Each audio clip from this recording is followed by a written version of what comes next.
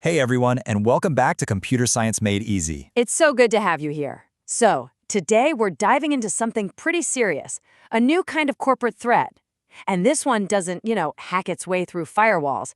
It basically just walks right on the front door, wearing the face and voice of the company's own leaders.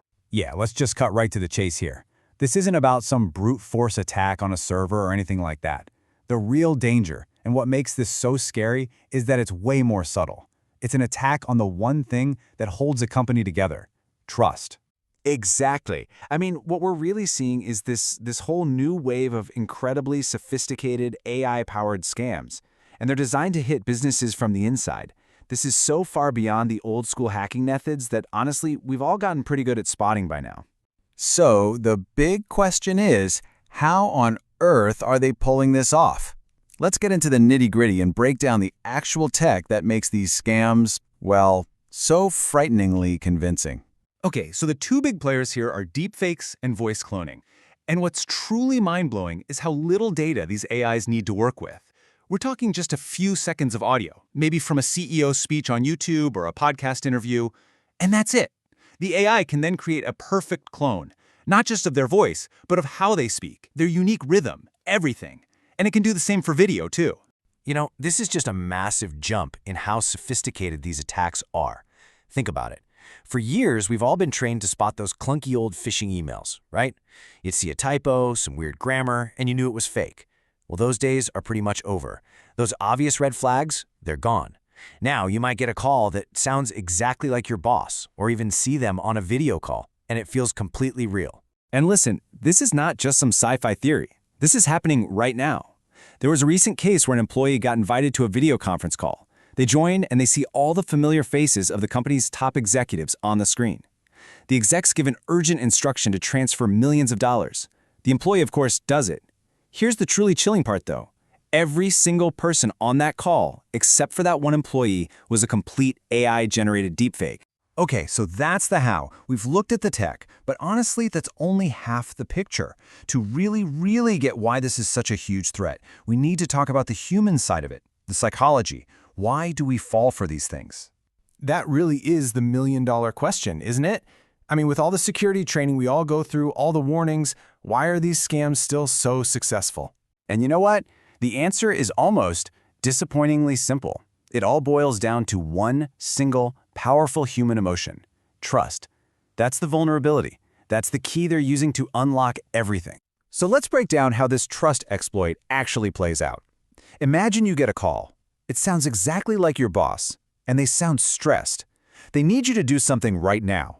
Your first instinct isn't to be suspicious, right? It's to help, to act. The scam literally weaponizes the normal chain of command. Our instinct to be a good, efficient employee is twisted and used against us. Yeah, and this isn't just a clever party trick or a minor problem. The consequences are massive. We're talking about a huge financial impact on companies all over the world. Let's try to put a number on it. Billions, with a B. That's the current estimate for what these AI-driven scams are costing companies every single year. And for the criminals, think about it. It's often way easier and pays out better than old-fashioned hacking. And that number, it's only going up. So why executives? Why are they the perfect targets for this kind of impersonation? Well, it's simple. They're public figures. Their faces and voices are everywhere, on the company website, in news interviews, giving speeches. Every single one of those clips is perfect training data for an AI. It makes it incredibly easy for a scammer to capture and then fake the ultimate voice of authority. And you know, as huge as that billions number sounds, the scary truth is that it's probably way higher. So many companies that get hit by this stuff, they just handle it quietly. They're terrified of the damage to their reputation if the news got out. So the official stats we see are really just the tiny tip of a very big iceberg.